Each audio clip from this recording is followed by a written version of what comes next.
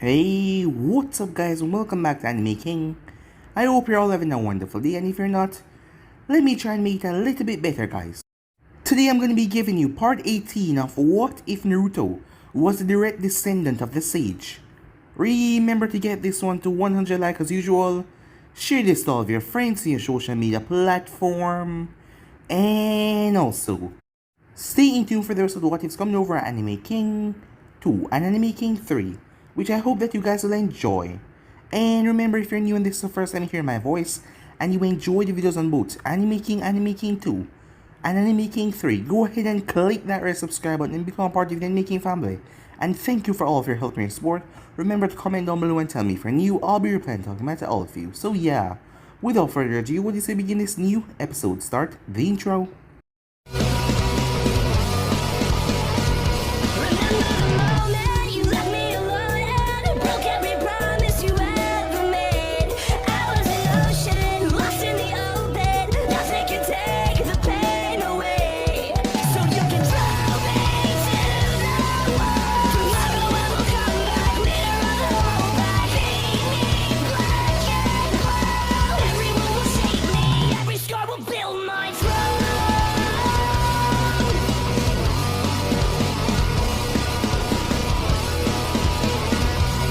So the last time we left off, things changed over the time of them being there at the Hidden Wave, as many people came to see Naruto as some messiah or something, as he's the one been going around healing people free of charge. As Naruto ended up taking on some bandits, stopping them from harassing a poor man that didn't have the money for Gato's fee, as the man seemed rather shy, as he thanked Naruto over and over and over, as Naruto told him that it wasn't any problem, but the man still seemed rather shy about it as he felt sorry that now Naruto will be targeted by Gato, but Naruto simply waved it off. Time passed as Inari get to love Fu and Naruto, as he saw them as a bigger sister and a bigger brother, as Fu even tolerated the boy as she trained with him sometime, even giving a wooden kunai.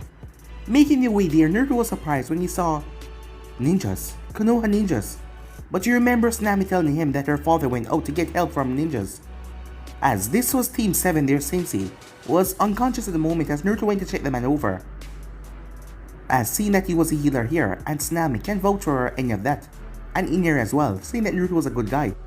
It seems like Sasuke didn't trust Naruto one bit though. Seeing how Fu moved when she was practicing with Inari, he asked her to spar with him, so she did, and Sasuke didn't stand a chance at all, as he wanted to know was Naruto stronger, as Fu told him that Naruto was stronger than her by a mile. That made Sasuke more excited, as he couldn't believe people his age or around his age were that strong already. So that means he has a possibility to get stronger as well and kill Itachi. The remaining time went by as Naruto was watching Fu and Tazuna play Shogi, while Kakashi was there as well. Kakashi was analyzing Naruto and asking him questions, as Naruto felt like he was being interrogated, but Kakashi simply shrugged it off, as he knew that Fu was from Taki, giving her skin color and everything. But the man didn't say anything about it, because if he did, Naruto would have literally blasted him. Well, he never knew that would have happened, but Naruto would have blasted him and took Fu and headed off. So everything was calm at the moment, peaceful. But the man was suspicious, although he didn't see the whisker marks. He wanted to know if that was Naruto. He couldn't see his eyes though. After all, the third had been rather secretive about where exactly is Naruto, as Naruto hadn't came back to take the exam. Naruto whisker marks had been going away slowly, as it was a trait of the Biju. He finally got the answer out of grammar, and seeing that he had so much now, his characteristics weren't showing from any of them. It was just blank. None of them were bringing out of focus, as the rest of them were cancelling out grammars all over him. But it was still there, but you had to look very closely. As Naruto met Haku, as Naruto knew who Haku was. Haku was surprised because he was so genuine about it. He didn't want to fight or anything, but she had to protect her master. The time came as Zabuza came on the bridge with Haku, but no one was there. As Naruto arrived, as Naruto told him that the Mist War was over and he can go back home. But he told him once he's done with this mission, you go back home. Naruto sighed as he knew that it would come to this. So yeah guys, so basically that's what I thought. You guys can switch across and please check out for yourself. So this is the beginning of this new episode. Do you not see what Gato is doing to this country? Said Naruto, his voice taking on a steel edge. Zabuza shrugged his sword, shifted on his shoulder. As the three of them were on the bridge, including Haku. A client is a client and the fate of this country really isn't my concern. I've been paid to get rid of the bridge builder. So until he's dead, my job is not over. As he stepped forward. So what's it gonna be, kid? You gonna try and stop me? Naruto sighs, he took a step back, leaned against his Shakijo slightly. No, like I promised Haku, I won't interfere with any of the fights. He then looked up as he tightened his hold on his Shakijo. But Tazuna is the last hope of this country, and I won't let anything happen to him. Zabuza was about to say something else, but he was cut off by a loud cheer as 5 more people and a dog were at the end of the bridge. Yahoo! I told you I smelled them. Kakashi nodded to his excited Jenny as he stepped forward, his eyes narrowing at Zabuza, Haku, and then finally turning towards Naruto. Good job, Kiba, you know what we planned. You and Sasuke deal with the fake hunter in. Sakura, protect Tazuna.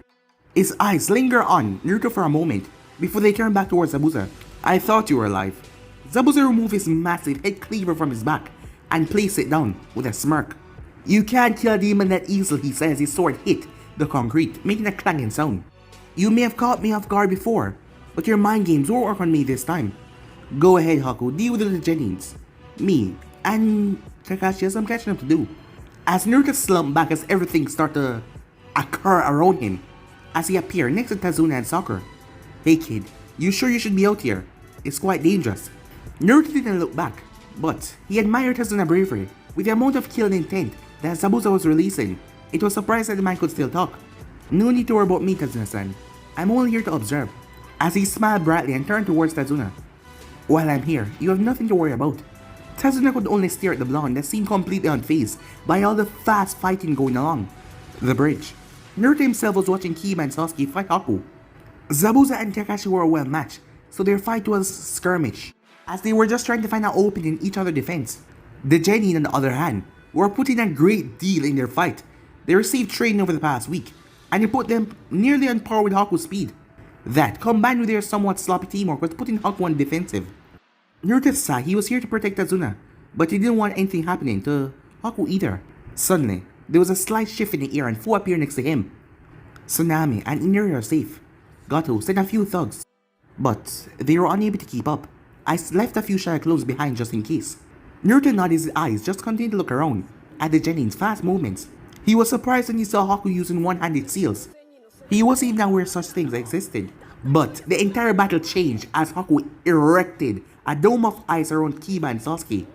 As Naruto understood now, he knew that there was something odd about Haku's chakra, as he couldn't place it before, but now he understood it was a Kiki Genkai, as he was moving so fast. Probably most Jonin could even keep up as he moved from mirror to mirror, as Kiba and Sasuke had no chance, as a barrage of Senbons came from literally every mirror around. As Naruto noticed that Haku was not aiming for vital spots, Sasuke slumped down to the ground, a pained look on his face, as the mirrors collapsed into water. He was injured, but he was alive. Haku wasn't trying to kill them. Naruto then heard birds chirping. Lightning blade!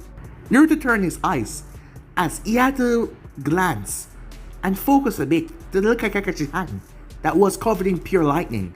It was so potent it was literally hurting his eyes a bit, as his eyes were really chakra sensitive. Zabuza was being held by dogs, each of them sinking their fangs into him so he couldn't move.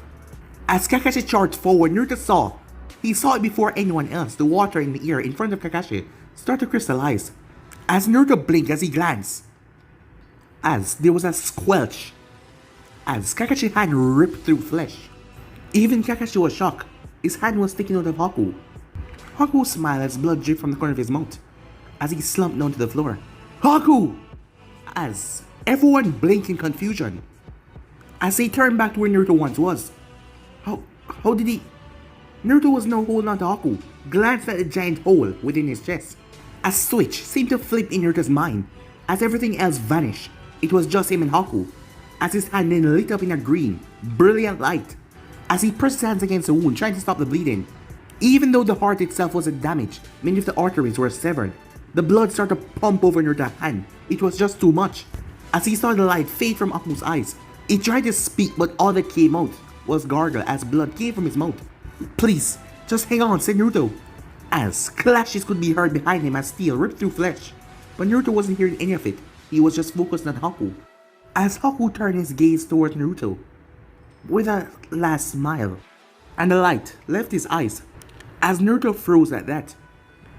As he wasn't seeing Haku anymore, he was seeing Shizuka staring at him with those glassy, empty eyes.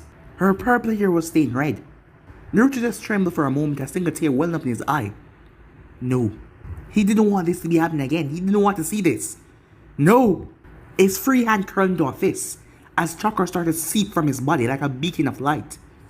No! He screamed as his hair started to lift up from the amount of power that he was producing. The outer ring of his Rinnegan started to pulse. Rain Tensei, he said.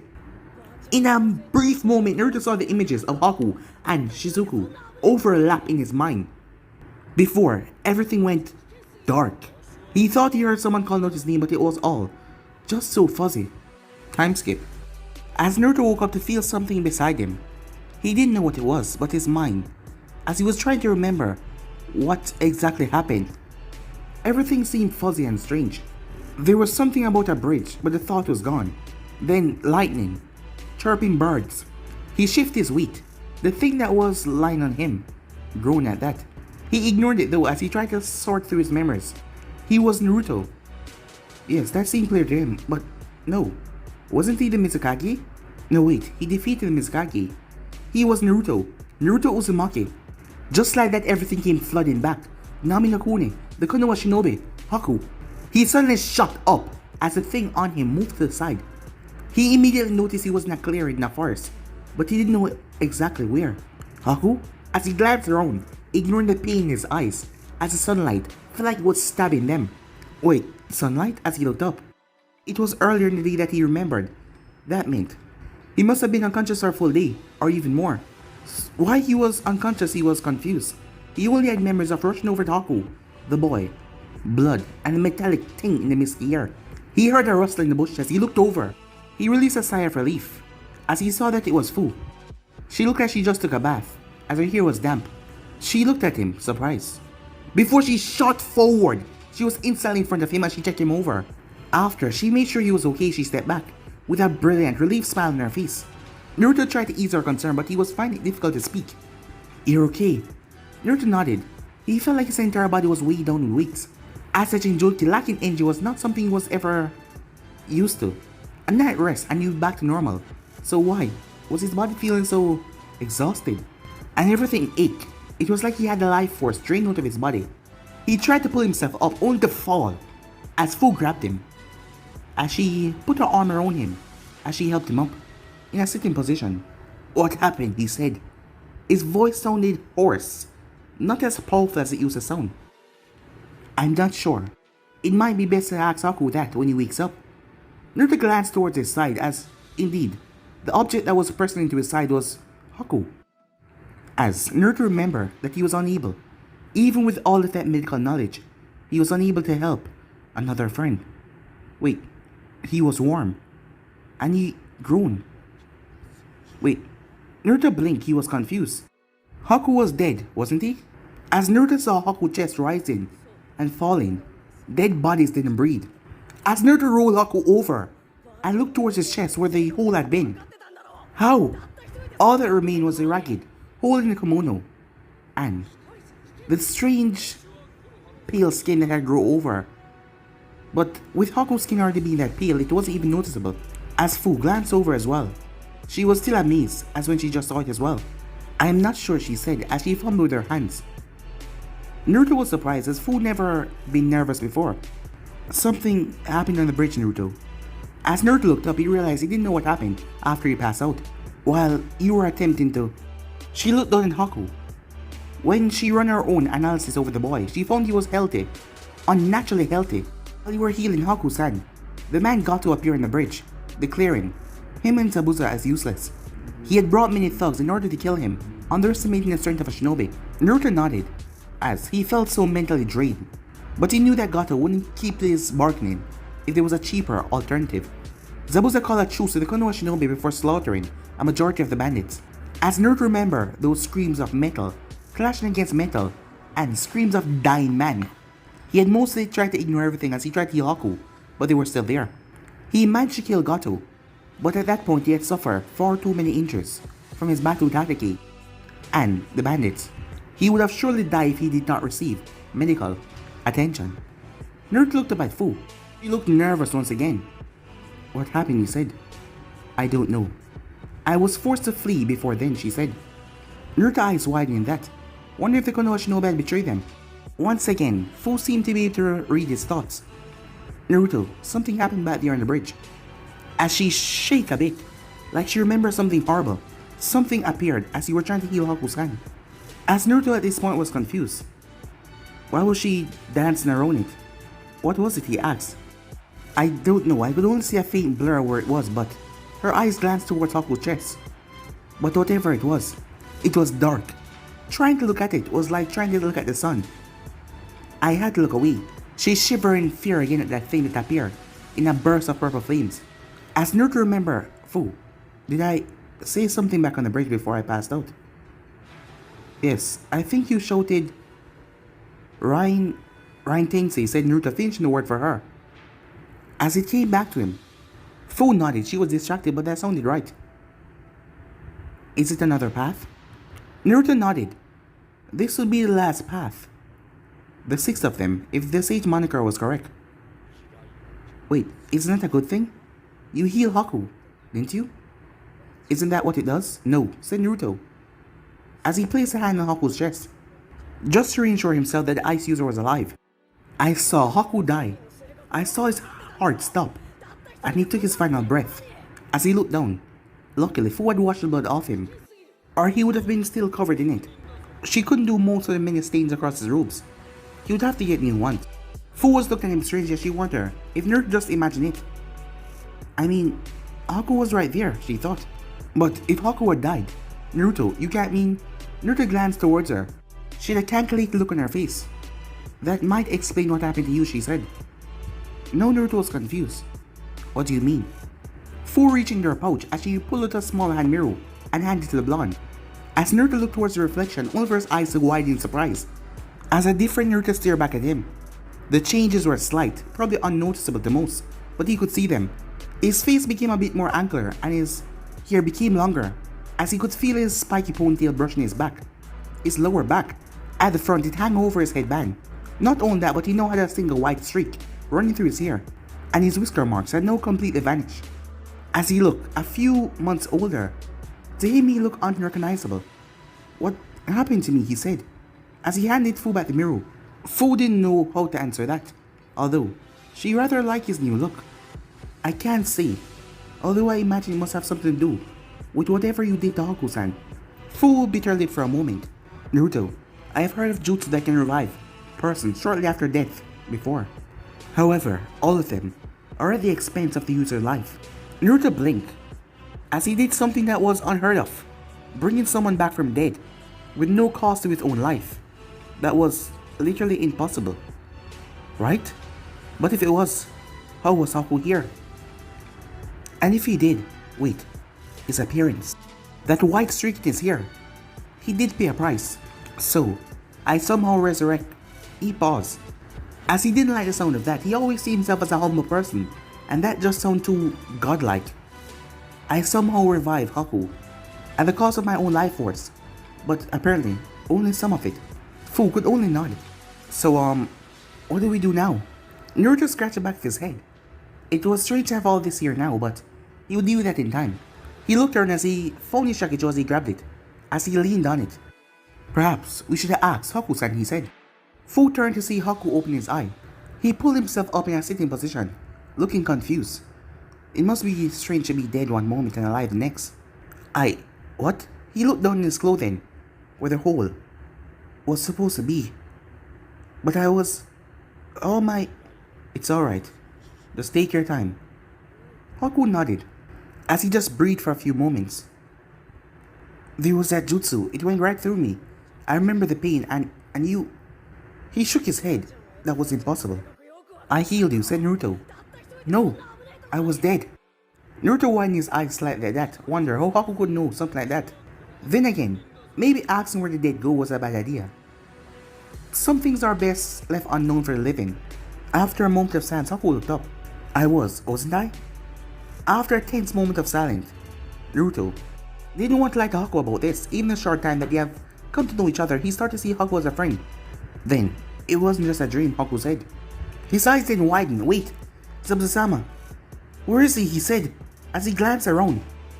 Time skip. So I fail. The three stood on a small hill where you can see the ocean from. As the sun started to go down along the horizon, there was an upturned earth in front of them with a sword, Zabuza blade sticking out of it. I was unable to protect Zabuza-sama. I was a useless tool. Despite Naruto's many attempts to convince Haku otherwise, he was set in his attempts of thinking that he was a tool. He was the one who gave me purpose in life, the one who saw me as something worthy, and I couldn't even help him. Haku hung his head, unable to look at the blade. What was the point of it all, becoming stronger? I thought we became stronger to protect our precious people, but if I could... Haku was suddenly cut off as a fist slammed into his stomach. Naruto blinked in surprise as Fu had her fist buried in his stomach. You are not a tool. Haku staggered back, clutching his stomach in pain. As Fu looked directly into his eyes, it seems like she was looking straight at his soul. You are a human, you have loyalties, and people you find precious. And you did everything you could, even giving your own life to protect the man that you care about. If you want someone to blame, blame Gato. And then let go because justice has been dealt.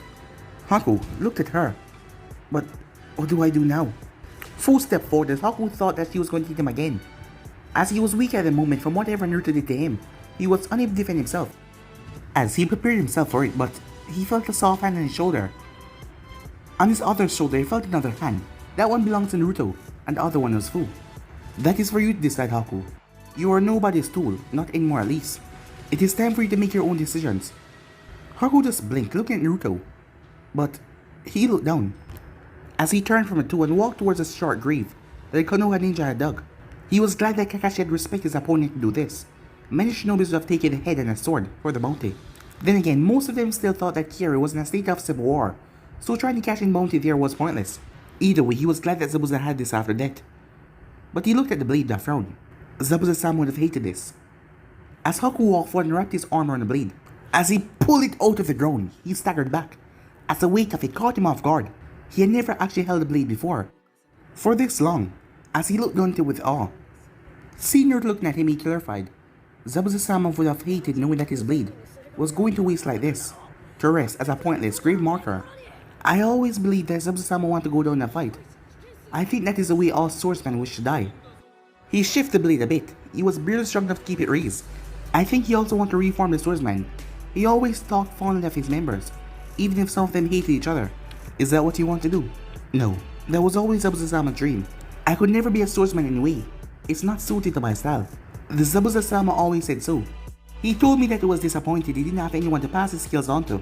He looked down. He always felt ashamed that he could not be Zabuza-sama's apprentice when it comes to the sword art. What do you want to do, Haku? I don't know. Naruto seemed to smile. Then what is it that you enjoy doing? Haku glanced towards the blade once again. He didn't know how to answer that. Everything he did for Zabuza-sama's sake. Tools didn't have office. They weren't allowed comfort or enjoyment. He hated violence, as the thought of killing made him sick. But if Zabuza asked him to do it, he would have to protect his master. But there was one thing he liked to do. I like to heal. Zabuza would get injured a lot, so I had to find ways of helping him recover. As Naruto smiled that I remember how he first met the boy with a basket of herbs. I liked doing it because it meant I was useful to Zabuza-sama, and I didn't have to hurt anyone. Another small smile tugged at his lips. Learn how to heal while he was on the run from Kiri Hunter Nin was difficult, but it was worth it to help his master. That's a good start. Despite himself and situation, Haku found himself smiling a bit. Naruto's smile was infectious. Your sensei, Haku said, as he looked at Fu and Naruto, seeing that they traveled together. They must have the same teacher. Do you think they will be willing to take on a new student? Well, our sensei was the most sociable person. It took us a lot to convince her to train us, even a little bit. She also traveled a lot. Back then it took us weeks to track her down. But we know what country she was in, but this time we don't. He didn't mention the fact that he could literally just summon Cincinnati, but she wouldn't be all that pleased. Haku seemed fallen now. Becoming a medic seemed like a good idea. He could help people rather than hurting them. We could always train you. Both of them turned towards Fu. I heard suddenly speaking up. As Naruto smiled, that's a great idea, he said. Haku's eyes widened a bit. Shock, how easy they would just allow him to accompany them. Not only that, but they would also teach him how to become a medic. I don't know what to say. You don't have to say anything, it's good to chat with new people. And I already know that you'll be a good friend. Haku gave them a small, sweet smile, as he felt so happy. If he wasn't so socially stunned, he would have actually cried at the kind gesture. Thank you, the both of you. Naruto continued to smile, as Fu nodded. So, said Naruto, what are you going to do with that? I wish to return to Kiri. If what you say is true and the rebellion is over, they're probably looking towards re-establishing the swordsman. This will help them do that in the same time, hopefully. Accomplish Zabuza Sama dream as well. Although, I'm not sure how to do that. As he tried to budge it a bit, but even with him trying so hard, it was still so heavy. Naruto walked over, as he pulled a small scroll from under his robe. He reached for the blade as Haku handed it over. To Haku's surprise, Naruto held it up, like the thing was made from paper, with one hand. Haku blinked, as Naruto rubbed the back of his head with the other hand. My sensei was very strong. I picked some things up along the way. Haku just nodded. There would be time to get to know Naruto later, if they were going to travel together. A moment later, as Naruto sealed it away, as he gave the scroll to Haku. Alright, do you have everything? Haku nodded. He always carried everything he had anyway. Well then, let's go. And just like that, Haku made two friends. The first real friends he ever had. Despite the sadness over his master's death, he knew that this would be a changing point in his life. And he felt oddly excited about it. Meanwhile, at the house, Sensei. As Kakashi looked up, as he saw Sakura, she looked like a mess. Her eyes bloodshot, her hair all messy. He could understand, seeing that he was a seasonal jonin, and even he felt a bit shaken up after what happened. And the kids were just fresh genins. At the moment he was exhausted after his fight with Zabuza, and the clones that he created to scare off the remaining of Gato's thugs. And then he had to carry his two male students back to Tezuna's house, as the both of them were knocked unconscious by Zabuza Hunter name. What was that, said Sakura? I don't know, Sakura. She was still trembling. Whatever came on the bridge was still shocking her to the core. Kakashi has faced many deadly things over the years. He even once spar with the third Hokage, and the man chakra alone was enough to send many Jonins running. But all of that paled in comparison when he remembered that thing on the bridge. He didn't even know what it was. But it was... She shook, and Kakashi knew that he would have to get the girl evaluated when she got back to the village. He placed a gentle hand on her shoulder. Go upstairs and get some sleep, Sakura. You'll feel better afterwards. She nodded as she went upstairs. Kakashi didn't trust his own words though, as he felt like even he might have nightmare tonight. As Inieri and Tsunami came in, back from the celebration that the village was having, as they had arrived with their makeshift weapons, after Fu had taken the hunter and Naruto away. Tsunami-san, could I trouble you for a moment? She looked up at him, a happy smile still on her face. Of course, Kakashi-san, what is it? What can you tell me about Naruto? She blinked at the question before she started to get worried. Did something happen to Naruto-san? She said. Inieri looked between them in confusion. No, not like that. Tsunami sighed in relief. Kakashi marveled how much of an impact the blonde had in the village in just a couple of weeks. Well then, what is it that you need to know? Did you not talk to him? Inieri nodded at that. To him, Naruto was like an idol and could do no wrong. Yeah. What do you want to know about Big Brother Naruto? I mean, you already know that he's a super cool monk and he can heal anything. Plus, he has those super cool eyes. They're amazing. And his staff is unable to touch by other people, and Kakashi stopped him as he placed a hand on Inieri's shoulder. What do you mean about his eyes? He said. Time skip, as Naruto was loving the stars in the sky. As they were currently traveling through Hainokune, the three of them had left the wave country, crossing the water by simply running across, as Naruto had to carry Haku half the way. He was not the powerhouse that Naruto and Fu was, but he had good reserves. Now the three was camped out in the forest of Hainokune. It has been a week since Zabuza's death, and Haku was getting used to traveling with someone else than his late master, as Naruto made it as easy as possible for him, making sure that he was surrounded by a welcome atmosphere. But it somewhat backfired though sometimes, as Haku looked at him with awe in his eyes. He certainly didn't want to be his replacement for Zabuza as his master, for Haku to think that he was his tool, and how to prevent that he was, well, not certain. At the moment he slipped out of Fu's arms. She had crawled into his bed once again, as he slipped out quietly so she would not notice as he got up, leaving his shakijo. As the campfire had died down, and the sleeping mat that Haku should be lying down on was empty. As Naruto stretched out his senses, as he felt Haku, he was a distance away, sitting on a small tree. It only took him a few seconds as he traveled over and landed behind him, having trouble sleeping. Haku looked around slowly as he sighed. before looking back up in the sky. When I try, I always have the same dream. Naruto stays silent, allowing him to talk in his own time. I am back on the bridge, making my way to save Zabuza-sama when Hatake came forward his line in jutsu. For some reason I can't use my Kikigenkai. My chakra refused to work for me. The more I run towards Zabuza-sama, the farther I seem to get away from him, and Hatake was coming. I always wake up before the jutsu hit, but by that time I'm too far away. I couldn't even see Zabuza-sama anymore. I just feel so helpless, like I was on the bridge. What do you think it means? I don't know. I'm sorry, said Naruto. Haku sighs. He slumped down once again.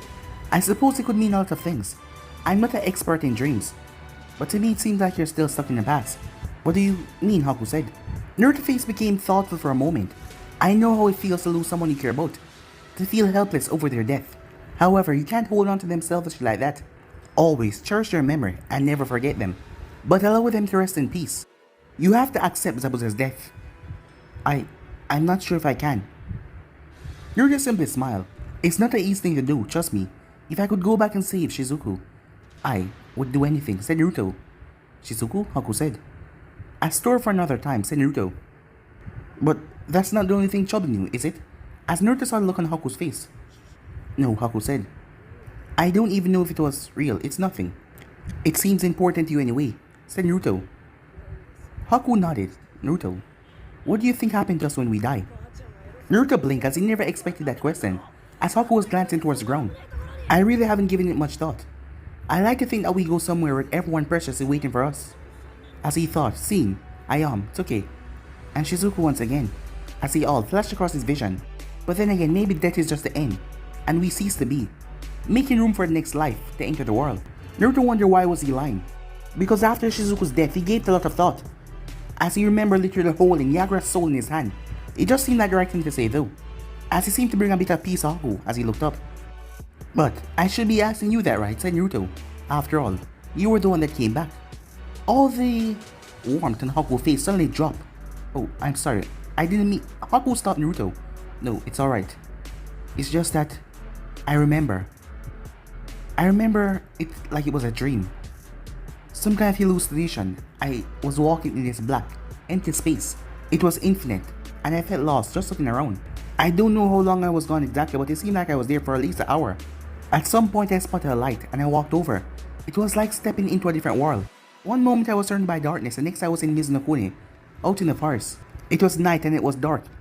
I had walked into some kind of camp, and my mother, she was there on a log. She said that she was waiting for me for a long time, even though she was sad that he came so soon. She got up and hugged me. I didn't even know what to say. She told me how much she was sorry for what happened. A small smile came on Haku's face as he remembered that encounter with his mother. I cried for a while. She just held me, told me that she was proud of the good life I tried to lead, and that I stick to my belief. I never tried to kill anyone. Before I could say anything, everything seemed to just glow green. My mother told me that it wasn't my time yet, and she would be waiting for me when I come. And his cheeks then turned red. She told me to find a girl to settle down with, so that she could have the grandchildren she always wanted. As Naruto chuckled slightly, as Haku composed himself. After that I woke up and declared you and Fu. Do you think it was real? After a minute Naruto spoke. I don't think it mattered. Haku looked around shocked, curious about Naruto's response. Whether it was a dream, a hallucination or not, all that matters is that you experience it. Do you feel better knowing that your mother is proud of your life? Haku nodded as Naruto's smile grew. Well then, it's real. You can use that feeling to continue to grow and make her proud. As Haku gave Naruto a blissful smile. Thank you, Naruto. I think you're right, he said. Good. Now come on back to camp. We're gonna need some rest if we're gonna get all the way back to Kirin. Time skip. Hey, Temari, wake up! As sand blew across the ground, picked up into a small whirlwind that was common in the hidden sand. As Temari turned around, a much shorter girl rushing towards her. Matsuri, what is it? Matsuri stood up, as she had run quite a distance to find her. Baki-sensei wants to see us all. Something about the upcoming Chunin exams. Do you think you want us to enter them? Temari smirked at the girl. Things had changed since Gaara left the village, as she blamed herself for not being there for her younger brother. For a long time she lacked energy in her training. It just didn't seem worth it anymore. Sure, she was the daughter of the Kazekage and many things were expected of her, but it didn't seem worth it if she couldn't protect her baby brother. Of course you want to enter us, hell. Conqueror and I have been ready for at least a year. And he know how far you have come along. We all know. The young girl beamed at the praise. A few years ago, she was the talk of the San, graduating a whole 3 years early from the academy. As a prodigy, hadn't been in the San since sorcery, and she was on the team, filling Gara's spot. At first, it was odd working with someone so younger than them, but Matsuri was dedicated. It helped that she had a second affinity to win that made Baki took a shine to her. Cool, we better go find Conqueror then. Tomorrow's smash, she had come to see Matsuri as a little sister, and it felt good to have a little sibling that she could, well, dote on. Deep inside though, she still wished she could see her little brother one more time just to apologize that she couldn't be the sister that he wanted. Time skip. Stop moving around so much, bitch. A cruel laughter came from the man that was holding the girl over his shoulder as he was bringing her back to the camp. Hey, I said knock it off! As she was trying her best to kick at him to make him drop her, but it was all in vain as he grinned. The bandit loved it when they fought it off. It made the experience to the end so much more worth it. He frowned as the dust in front of him picked up a bit as he just ignored it as a win. Put her down. He quickly turned. He was surprised. He thought that voice came from a man, but it was not. It was just a boy. Right here, with the rings around his eye. Huh? Screw off, kid. Can't you say I'm busy here? The boy just looked at him with that emotionless glare. I said, put her down, as his voice was neutral, not shifting or raised in the slightest. The man pulled out his blade with his other hand, as he still held on to the girl with his other one. Really? And how the hell a little shit like you is gonna... He was cut off. The ground underneath his feet burst open as sand smashed into his body and dragged him. The girl blinked as she looked around. She was on top of a sand pile, not seeing the thug that captured her. Are you okay? She looked up as she looked at the strange boy that was standing there. Yeah, I guess, she said. He nodded as he offered his hand. She took it as he helped her up off the ground. Thank you. Gara, he said. She nodded. That sounded like a Kazunokuni name. She wondered why would their shinobi be all the way out here. After all, he couldn't do that to the San if he wasn't a ninja. I'm Sesame. Gara nodded as the girl brushed on her clothes. She had long orange hair going down her back with two bangs that sat off her face. You should get back to your village soon. The girl nodded. Thanks. Is there anything I could do to repay you for saving me? Gara looked at her for a moment before giving a nod. Some food and a place to sleep for the night would be appreciated. She smiled. Follow me, she said. Her clan didn't appreciate outsiders, but this boy just saved her life. I can do that, sure, she said. A tiny smile came on Gara's face. The last 2 years of traveling had been kind to him. At first, he simply wandered around aimlessly, not sure what to do with himself. But somehow he always walked into some kind of situation wherever he went. The girl saw him looking at her as she quickly turned her head back. As Gara wondered why his cheeks felt a bit warmer, he ignored it.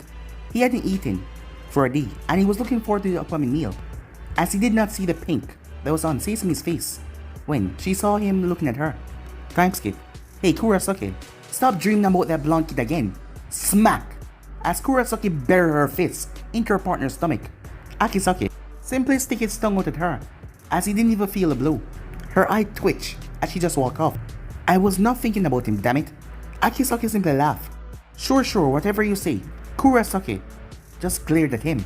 Ever since running to that kid a year ago, Akisaki never let go of that, well, one thoughtful look she sent the kid away. It wasn't her fault that the kid looked like a spitting image of a younger Furikage. And despite everything, the Furikage was rather handsome. Not handsome to make up for everything though, but he was handsome. Whatever, what does Gigi want now?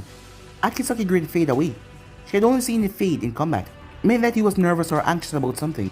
And combined that with her grandfather, it wasn't about to both well. The Chunin exams are in Konoha this time around, and you know what that means. Kurosaki groaned. She had been on a lot of missions back to back lately, and the upcoming mission slipped her mind.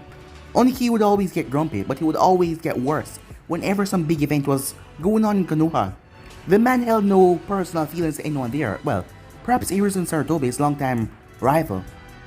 But after 2 wars between them, there was bad blood between the nations. Damn it, I just got back as well. Akisaki simply shrugged. Around this time, Oniki would latch out at anyone near to him. And Kurosaki would be one of them, seeing that she was always walking in unannounced. Oh well, she said, as he continued to make the way towards the Tsuchikage office. If I'm going down, I'm taking you with me, she said. His grin jumped. You're joking, right? She just kept on walking. Kurosaki, you're joking, right? Time skip. Mabi sighed as she looked up from her desk. So much fast she had to go through before sending them off to the Raikage.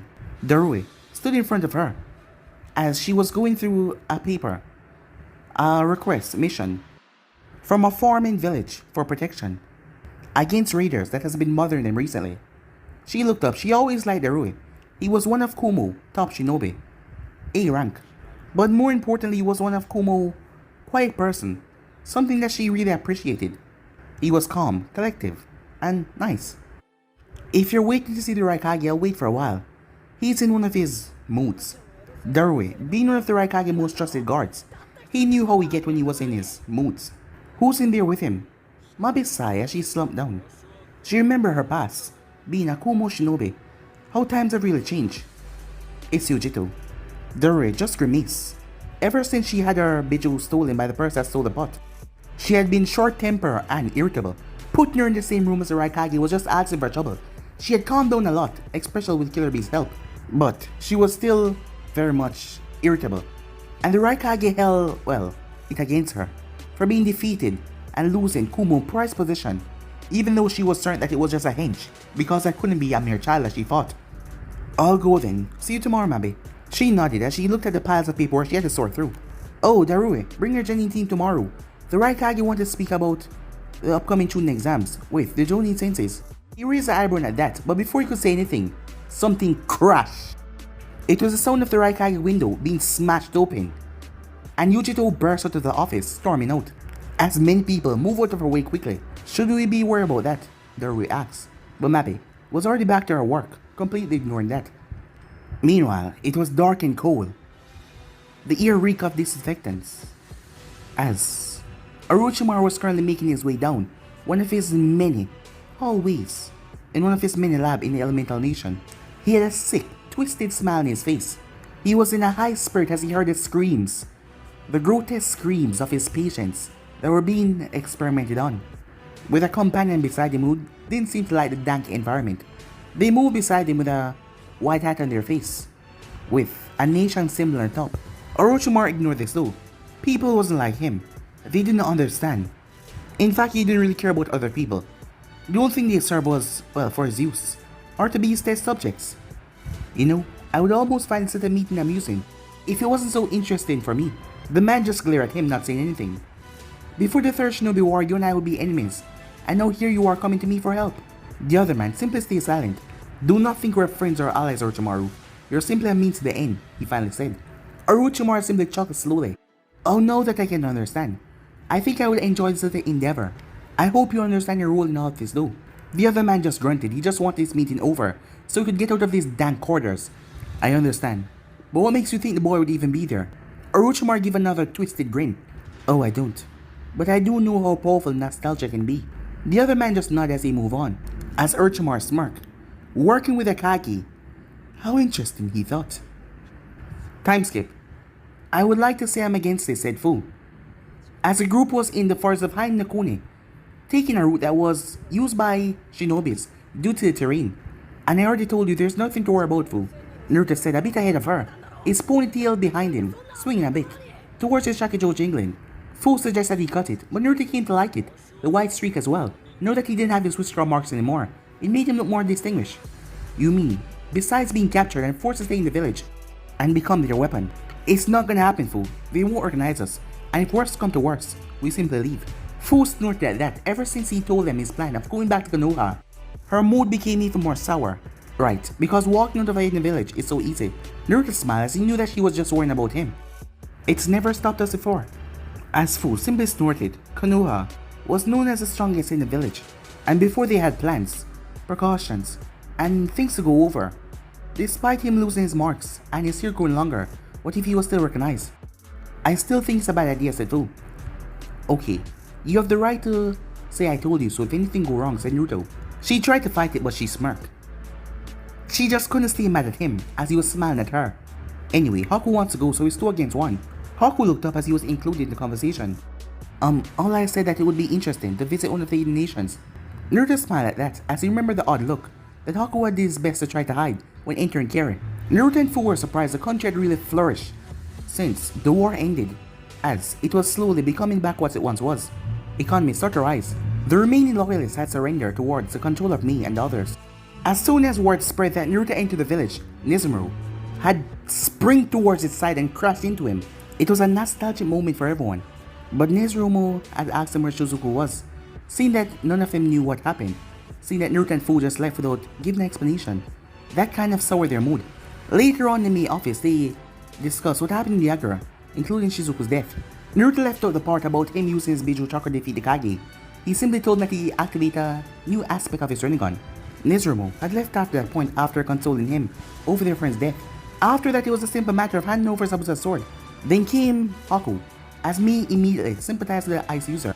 Both of them had their clan wiped out because of the purges. Unfortunately, while there was a few Terumi members around, Yuki clan was wiped out completely, leaving Haku alone. Haku was offered a choice, stay in there and rebuild his clan or travel with Naruto and Fu. And Haku chose to come with them. In their short time traveling together, they have become quite good friends. Haku promised that when he was older he would return to the village, but until then he wanted to learn more about his bloodline and the world. Mei understood that she wouldn't pressure him after what the bloodline clans has gone through. She respected his decision, thanked him for the sword, and wished him good luck. However, as they were leaving, she mentioned the upcoming Chunin exams were coming up. As she noted, they were taking place in Konoha this time around. Despite the home not being his home for over 6 years, Naruto wanted to see Konoha again. Right now, they were just a few miles away. They haven't been traveling at ninja speed, so it took about a couple of weeks. There was plenty of time for them to talk, and three of them telling each other about their past. They had so much in common. Well, the bad parts, like being an orphan, as they lost their precious person. Yes, they had a lot in common. Fu and Naruto learned about Haku's life with his parents. Fu even told him about her life in the village, what she went through and everything. It was also nice for Naruto to have another boy to talk with. There was just some things he felt uncomfortable bringing up with Fu even if they were best friends. I think we're almost there now, said Naruto, as he glanced around at his surroundings. And we're supposed to trust your judgment on this. Over the weeks, traveling with the two, Haku had loosened up. No longer have to perform under an attitude, like what he did with Zabuza, as Naruto had just coaxed him with a friendly atmosphere, so that Haku wouldn't see him as a master and him being a tool. And the both of them just became friends instead of that master-tool relationship. You're not gonna let that go, are you, said Naruto, as Fu smirked, as Haku was right. Well, you did get us lost for about a week. Naruto sighed, rubbed his forehead. The fact that the almighty Rinnegan bearer, the man with the most faultless eyes in the world, got lost. I already told you the map that man sold us was completely fake. Blame Fu for buying it off him. Fu glared towards Naruto. Haku was the one that said he seemed trustworthy. Naruto simply smirked at that. I don't think Haku understands when somebody is untrustworthy. Haku glared at Naruto as he crossed his arm across his chest. And you're one to talk. You spoke to me when I was hostile, and you thought that was a good idea. Suddenly, the tree line broke, showing Naruto a sight that he hadn't seen in 6 years.